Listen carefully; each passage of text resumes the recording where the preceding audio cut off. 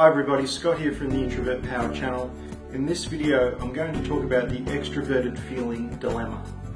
So in a sense the dilemma is that the extroverted feeling function, which is, you could call it the helping function, while it can pick up the feelings of others, it can become problematic when the person internalizes those feelings and makes them their own. And I think that can look two ways. It could be more of a conscious thing in the sense of sort of becoming more of like a rescuer, trying to help the other person. Or it could be more unconscious in the sense that those feelings are internalized, and then that person carries that feeling as though it's their own, believing it's their own, when in fact it's actually the other person's. I think one of the challenges is that the extroverted feeling it's obviously a natural helping function in the sense of it's there to sort of pick up feeling.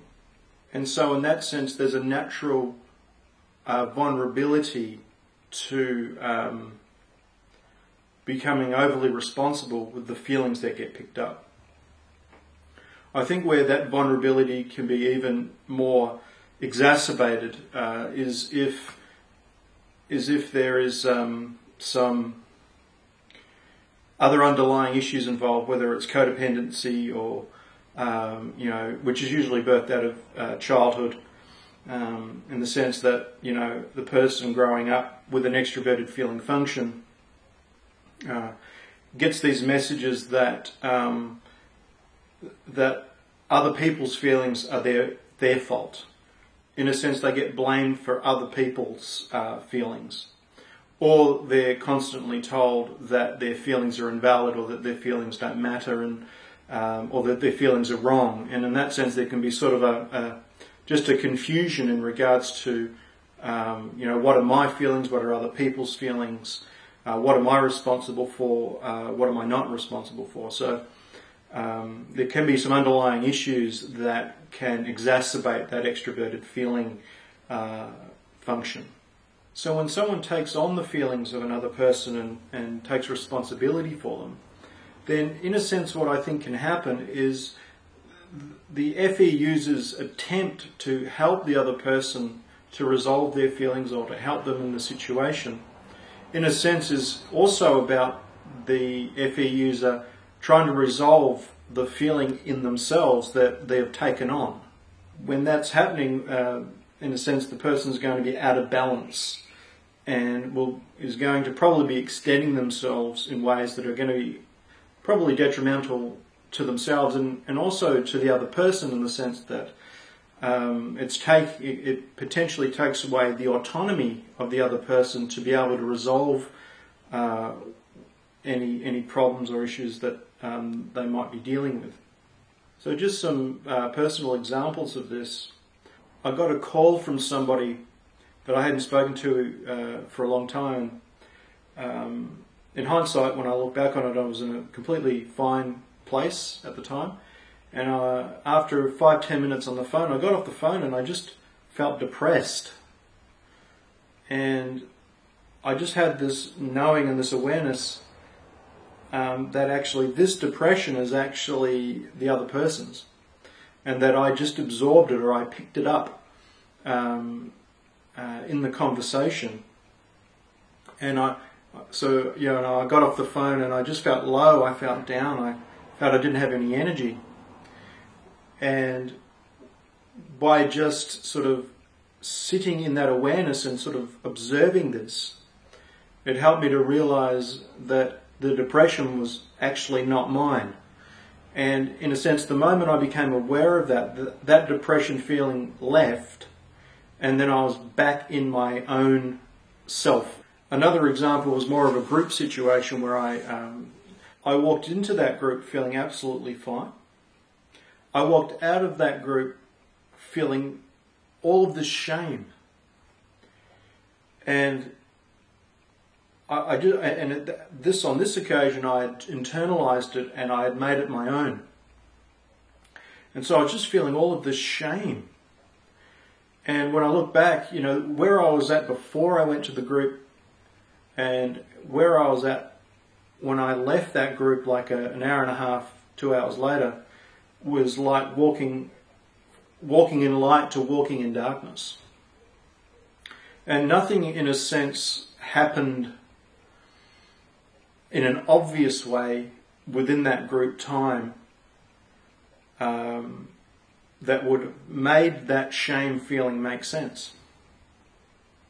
But what I had came to realize after this was that the group was carrying all of this shame, and that I was picking it up. In a sense, I was picking up the undertone of what was going on underneath people. And I think some of that connects with introverted intuition as well. But when I came to realize that the shame was not mine, that it was actually the group shame, then in a sense it was like stepping out of that darkness back into the light and having all of that shame just evaporate. And then in a sense, like I said before, being back in myself. So I think it's really important for extroverted feelers, as a general rule, to just be mindful of who they are with and the groups and the people that they associate themselves with, because they're going to pick up these sorts of feelings and experiences. And so I think there's just wisdom needed in regards to, in a sense, where extroverted feelers put themselves. It's self-awareness that is the cure to the extroverted feeling dilemma. And in a sense, the more self-aware the person becomes, the more aware that they become of what is their own and what is the other person. So there needs to be like a focus shift from not from extroverted feeling, because that's always going to be happening, but a dual focus, if you like, of developing self-awareness and what's happening for me, what's going on within me. So I think it can be helpful when someone's sort of going through this process of developing self-awareness is when they're going into a conversation, or they're going into a workplace, or they're going into a group situation, or whatever it is to be aware of where they're at that time. What's going on for me? What am I feeling? What's happening for me? And so that can help to create a bit of a default or a reference point, so that when they're in a situation with others and they start feeling other sorts of feelings, they're in a better place to be able to go, okay, now, is this about me or is this about the other person? There could be parts that actually still are about the self, in the sense that there's something going on in this interaction, and the person is picking up something from the other person, which is causing an anxiety or fear or something in the self. And in that sense, then, okay, what's my anxiety about? What's my fear about? However, it's also going to be, times where the person's going to be picking up things that are just not their own. And in that sense, it's good to be able to differentiate between the two, what's mine and what's theirs. Another strategy, in a sense, is when a person's walking out of a situation, is to check in a sense, and go, okay, how am I feeling? How's I feeling going into that situation?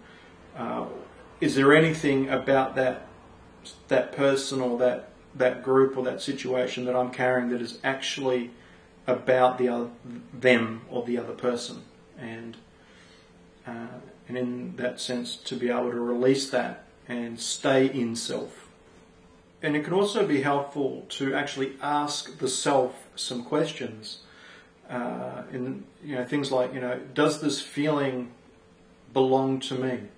Those sorts of questions can sort of help to create some clarity and some self-awareness and help to differentiate between what's mine and what's theirs.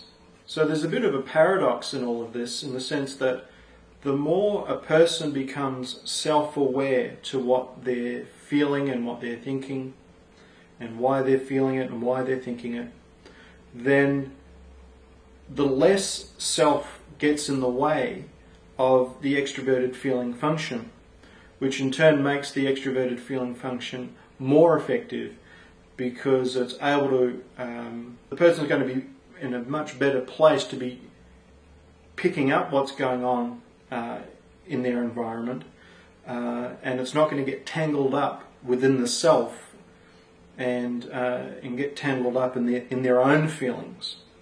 So thanks for watching the video. Please share your comments and share the video if you find that it's helpful and it might be helpful for other people. And thanks for watching, and I'll see you in another video.